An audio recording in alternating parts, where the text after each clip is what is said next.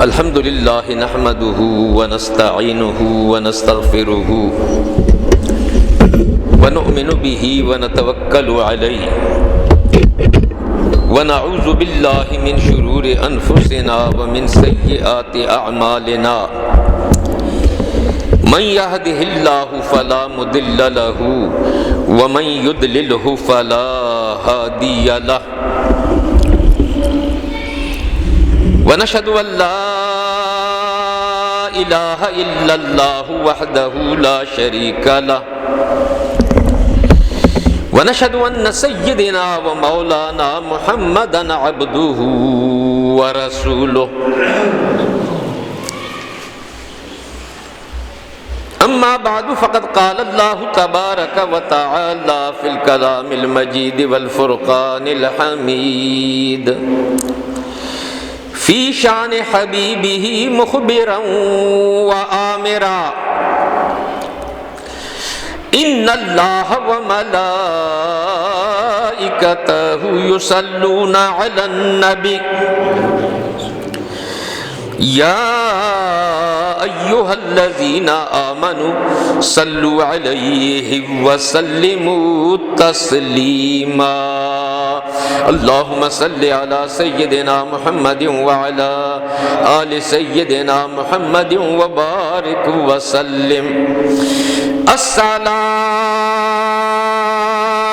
والسلام عليك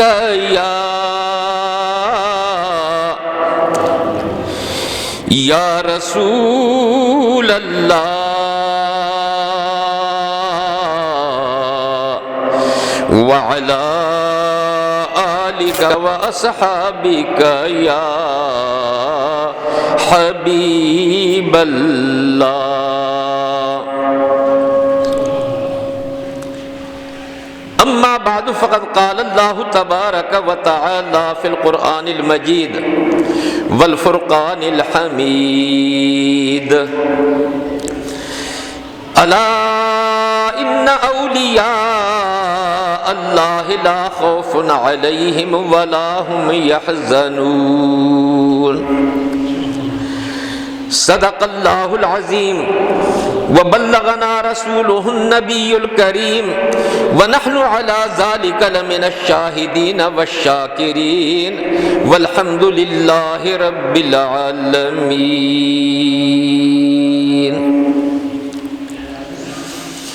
شاد باد اے عشق خوش سودائے ماں اے طبیب جملہ علت ہائے ماں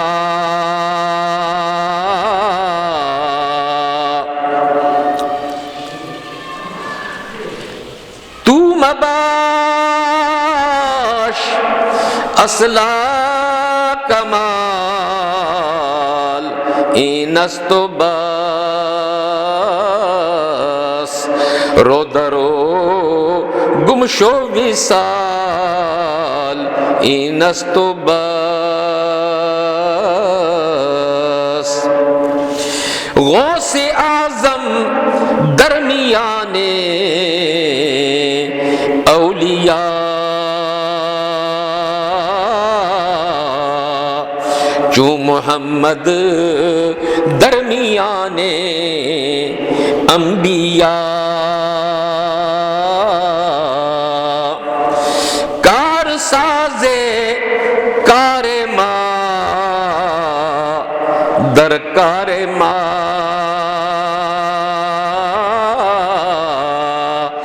فکر ماں درکار ماں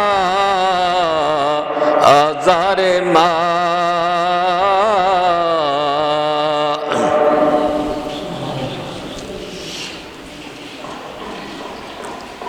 اللہ تعالیٰ کی لا تعد ولا تحصى حمد و ثنا کے بعد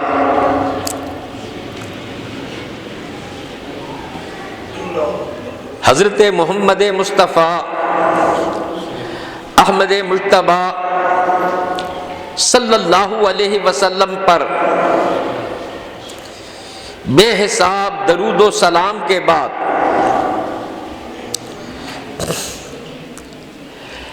صحابہ کرام رضوان اللہ علیہم اجمعین پر اللہ تعالیٰ کی رضا کے بعد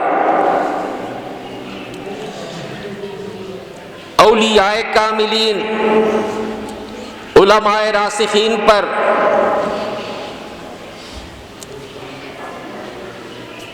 بے حساب رحمتوں کے نزول کے بعد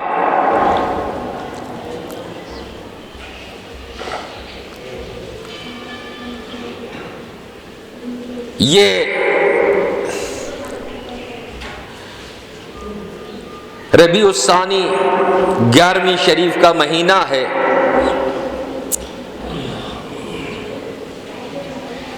اختتام پذیر ہے۔ اس میں شیخ عبد القادر جیلانی غوث سمدانی رحمت اللہ تعالی علیہ کی سیرت، آپ کی کرامتوں کا اور آپ کی زندگی کے حالات کا تذکرہ ہوتا ہے، اور اس ضمن میں اولیاء کاملین کی کرامتوں اور تصرفات کا بھی ذکر ہوتا ہے۔ اس سے پہلے میں نے بیان کیا تھا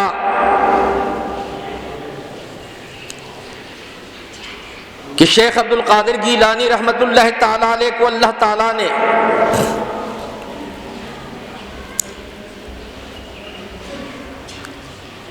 علم لدنی سے نوازا تھا، اولیاء کاملین کا سردار بنایا تھا، اور اولیاء کرام میں سب سے زیادہ کرامتوں کا ظہور و صدور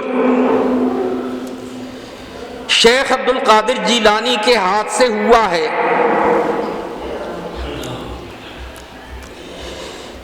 امام ربانی مجدد الفسانی شیخ احمد سرہندی رحمت اللہ تعالی علیہ فرماتے ہیں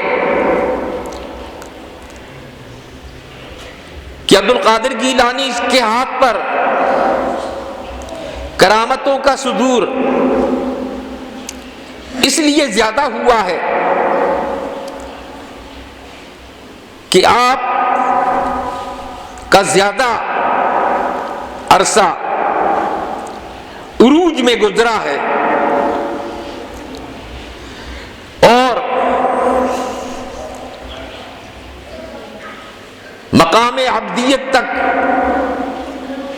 آنے میں بہت لمبا عرصہ گزرا ہے۔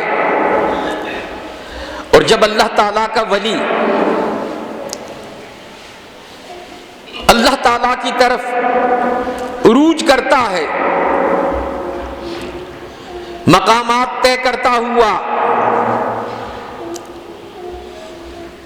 مقام ولایت، مقام صدیقیت، مقام غوثیت سے ہوتا ہوا آخر کار واپس آ کر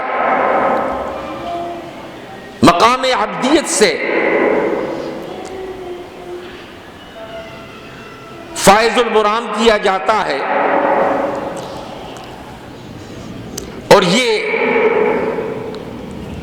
جب تک ولی عروج میں رہتا ہے تو اس سے کرامتوں کا صدور زیادہ ہوتا ہے، خواہ انبیاء علیہم السلام ہوں یا اولیاء کاملون ہوں۔ حضرت علامہ مولانا شاہ اسماعیل شہید دہلوی، وہ صراط مستقیم ان کی کتاب ہے تصوف کی، اس میں فرماتے ہیں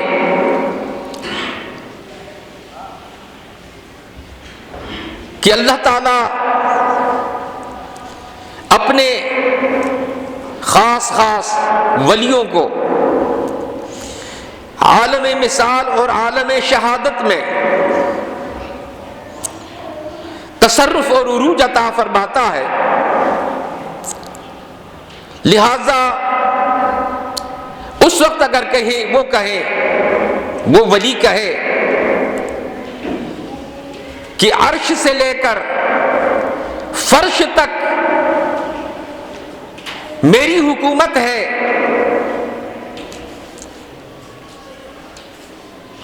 اگر وہ کہے کہ از عرش تا فرش ملک ماست، یہ ہمارا ملک ہے، تو وہ کہہ سکتے ہیں، اس لیے کہ ہما عالم ملک ماست کہ ملک خدائے ماست، کہ تمام عالم میں میری حکومت ہے، یعنی میرے رب کی حکومت ہے جس نے مجھے یہ طاقت عطا فرمائی ہے۔ سرکار غوث پاک رحمت اللہ تعالی علیہ نے اپنے مریدوں کی دادرسی کی اور کرامتوں کا صدور اس اعتبار سے ہوا کہ جب شیخ عبد القادر جیلانی رحمت اللہ تعالی علیہ کو جب بھی کسی نے پکارا تو آپ نے ان کی دادرسی فرمائی۔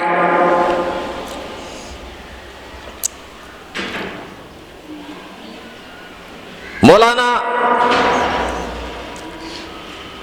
اشرف علی تھانوی فرماتے ہیں کہ حضرت علامہ مولانا رشید احمد گنگوہی کو خواب میں دیکھا گیا کہ وہ فرماتے ہیں کہ اللہ تعالیٰ نے مجھے مرنے کے بعد خلافت عطا فرمائی۔ حفاظات یومیہ میں وہ فرماتے ہیں کہ اس کا مطلب یہ ہوا کہ اللہ تعالیٰ نے سالکین کی تربیت کے لیے انہیں خصوصی روحانی کرامتوں سے نوازا ہے۔ ایسے ہستیوں کی قبر سے فیض حاصل کیا جا سکتا ہے۔ شیخ عبد القادر جیلانی نے مردوں کو زندہ کیا اللہ تعالیٰ کے حکم سے، اور اللہ تعالیٰ مردوں کو زندہ کرتا ہے، کبھی بلا واسطہ اور کبھی بالواسطہ۔ بلا واسطہ جیسے حضرت عزیر علیہ السلام 100 سال تک ان کی روح قبض کر دی گئی، اور 100 سال کے بعد اللہ تعالیٰ نے انہیں زندہ کر دیا۔ پوچھا گیا کم لبستا، قرآن کہتا ہے کہ تم کتنا عرصہ اس حالت میں ٹھہرے ہو؟ تو فرمایا قرآن پاک کے اندر لبست یومن او بعد یوم، کہ میں ایک دن ٹھہرا ہوں یا دن کا بعض حصہ اس سے بھی کم۔ تو انہیں بتایا گیا نہیں، بل لبستا مئۃ عام، تم 100 سال تک اس حالت میں رہے ہو۔ فانظر الی طعامک و شرابک لم یتسنح،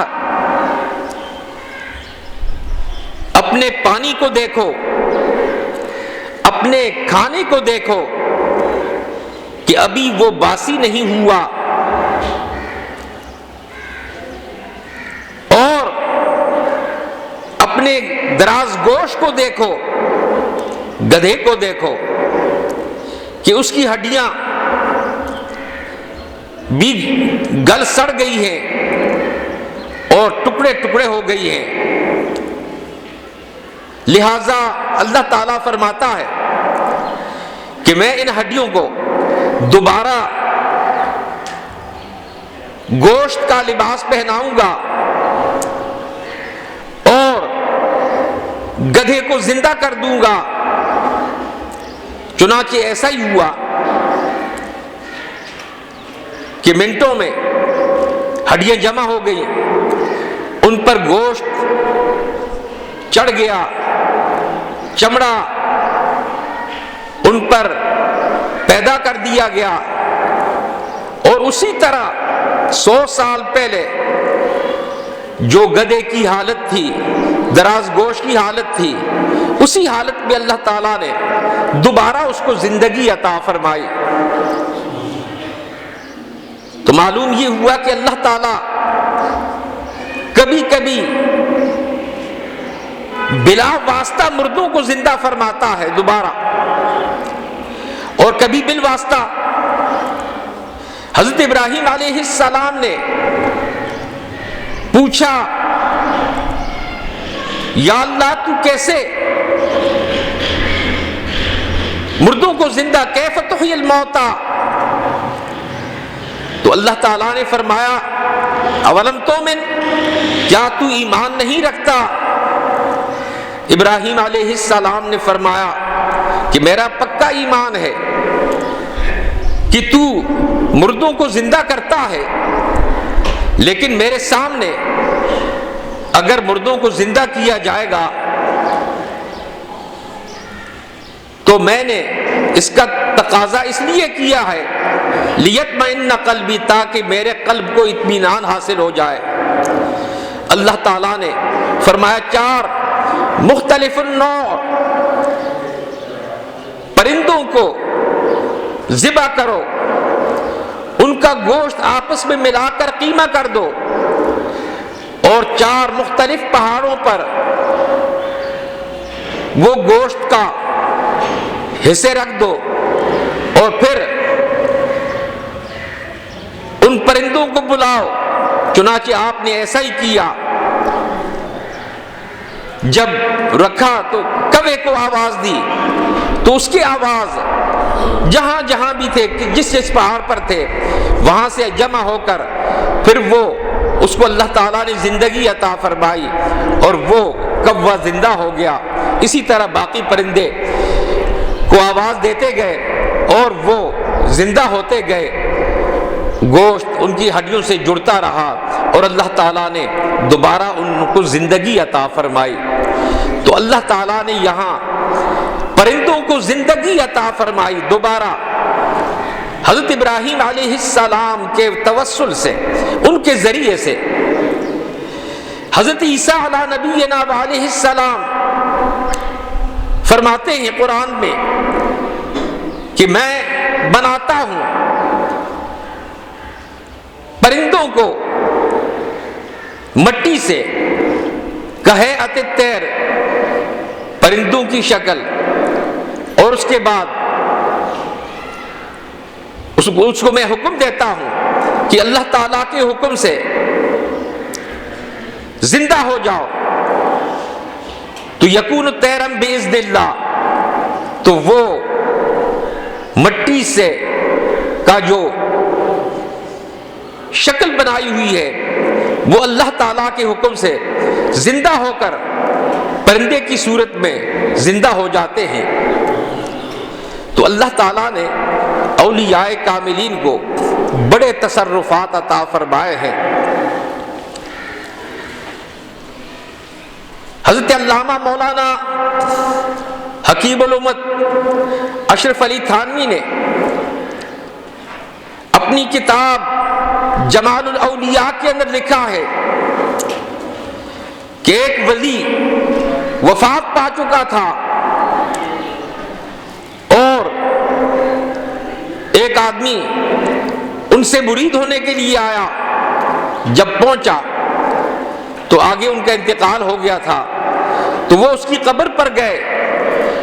اور عرض کرنے لگے کہ میں آپ سے مرید ہونے کے لیے آیا تھا، لہذا اللہ تعالیٰ کی عطا کردہ طاقت سے مجھے سامنے آ کر مجھے مرید فرمائے۔ چنانچہ وہ قبر سے باہر نکلے، آپ کو مرید کیا اور اس کے بعد پھر واپس چلے گئے۔ مولانا اشرف علی تھانوی نے افاضاتی یومیہ میں لکھا ہے کہ ایک شخص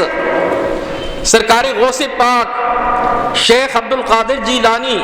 غوث سمدانی رحمت اللہ تعالی علیہ کے پاس مرید ہونے کے لیے آیا۔ آپ نے جب دیکھا لوح محفوظ پر کہ وہ شقی تھا، بدبخت تھا،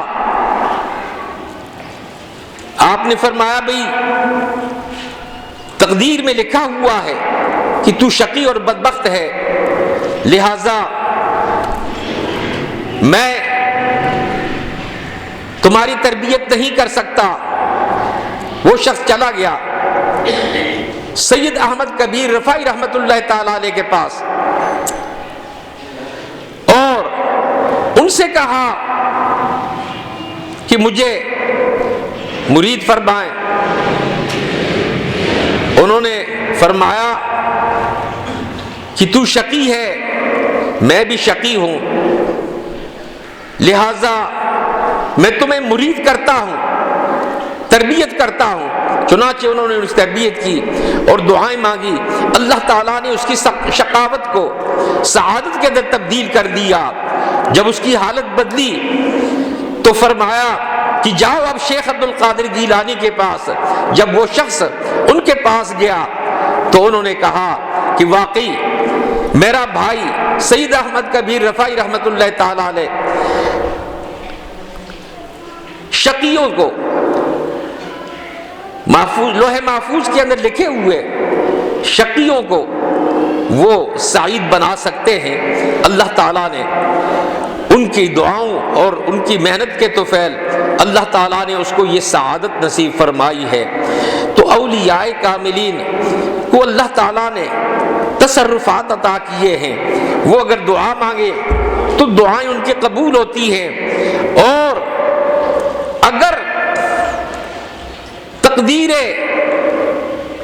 معلق ہو تو دعاؤں سے ٹل جاتی ہے، اور اگر تقدیر شبیہ بالمبرم ہو تو وہ شیخ عبد القادر گیلانی رحمت اللہ تعالی علیہ کی دعا سے بدل سکتی ہے۔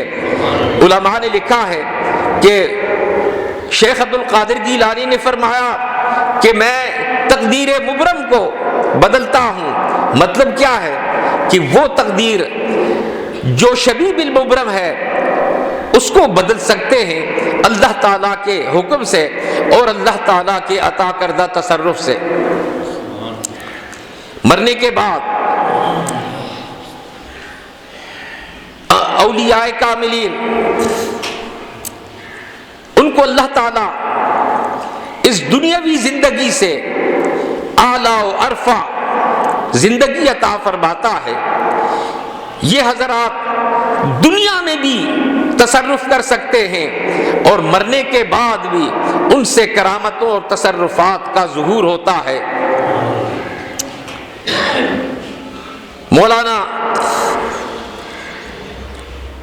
حکیم الامت اشرف علی تھانوی نے لکھا ہے کہ تھانہ بھون کے اندر ایک عالم دین حضرت محمد رحمت اللہ تعالی علیہ حج کے لیے گئے اور یہ واقعہ حافظ عبد القادر تھانوی نے لکھا ہے کہ راستے میں ان کا جہاز ٹوٹ گیا۔ جب جہاز ٹوٹ گیا اور تلاطم کے گھیرے میں آ گیا، ڈوبنے لگا، تو وہ عالم مراقب ہوئے اور حاجی امداد اللہ مہاجر مکی رحمت اللہ تعالی علیہ کی طرف توجہ کی تو انہوں نے دیکھا کہ وہ تشریف لائے ہیں مراقبے کے اندر، اور انہوں نے جہاز کو کندھا دیا ہے اور اس کو تلاطم خیز موجوں سے نکال کر پھر صحیح سلامت اپنے راستے پہ چل پڑا۔ جب انہوں نے یہ خواب کی اور استغراق کی کیفیت میں یہ واقعہ دیکھا تو اپنے پاس تاریخ لکھ لی۔ جب وہ حج سے واپس آئے تو آنے کے بعد پوچھا حاجی صاحب کے بارے میں کہ فلاں تاریخ کو کیا ہوا تھا۔ انہوں نے کہا کہ فلاں تاریخ کو اچانک حاجی صاحب باہر نکلے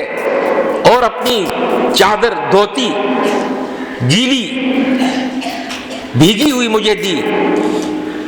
کہ اس کو دھو ڈالو۔ اس میں سے دریائے شور کی بو آتی تھی، میں نے اس کو دھویا، صاف کر کے ٹانگ دیا تو معلوم یہ ہوا کہ اولیاء کاملین اپنے متوسلین اور مریدین کی جب چاہیں زندگی میں بھی ان کی مدد کر سکتے ہیں، اور مرنے کے بعد بھی اللہ تعالیٰ کے حکم سے وہ زندہ ہوتے ہیں اولیاء اور شہداء۔ علامہ مولانا اشرف علی تھانوی نے افاضات یومیہ میں ایک عجیب واقعہ لکھا ہے۔ فرماتے ہیں کہ دیوبند کے اندر ایک شخص تھا بیدار بخت، جو مجاہدین کے گروہ کے اندر اسماعیل دہلوی کے ساتھ شہید کر دیے گئے۔ خبر آئی کہ ان کو شہید کر دیا گیا ہے تو رات کو اچانک آدھی رات کو مکان کے باہر گھوڑوں کے ٹاپ کی آواز آئی۔ بیدار بخت جو جرنیل تھا اس کا والد نکلا تو دیکھا کہ ان کا بیٹا بیدار بخت گھوڑے پر سوار آیا ہوا ہے۔ اندر آیا اور کہا کہ کوئی چٹائی بچھاؤ، بچھونا بچھاؤ کہ سید صاحب، سید احمد بریلوی اور اسماعیل شہید دہلوی یہ آنے والے ہیں۔ تھوڑی دیر کے بعد ایک مجمع آ گیا اور وہاں آ کر بیٹھ گیا۔ میں بھی ان میں بیٹھا رہا تو میں نے اپنے بیٹے سے کہا کہ میں نے سنا ہے کہ آپ کو شہید کر دیا گیا ہے، تو آپ کو کہاں کہاں زخم آئے ہیں؟ انہوں نے اپنا ڈھاٹا اٹھایا تو چہرے کو جب دیکھا ہاتھ سے پکڑ کر کہ وہاں تلوار لگی ہوئی تھی اور وہ دو ٹکڑے ہوا تھا، تو باپ نے کہا کہ ہاں بند کر دو، میں دیکھ نہیں سکتا۔ چنانچہ بند کرتے ہوئے خون کے قطرے بھی کچھ زمین پر گرے اور اس کے بعد پھر وہ سو گئے۔ جب صبح اٹھے تو انہوں نے سمجھا کہ میں نے خواب دیکھی ہے، لیکن جب جا کر دیکھا تو واقعی چٹائی بچھی ہوئی تھی، اور رات کے واقعے کے اندر جو اپنے بیٹے کو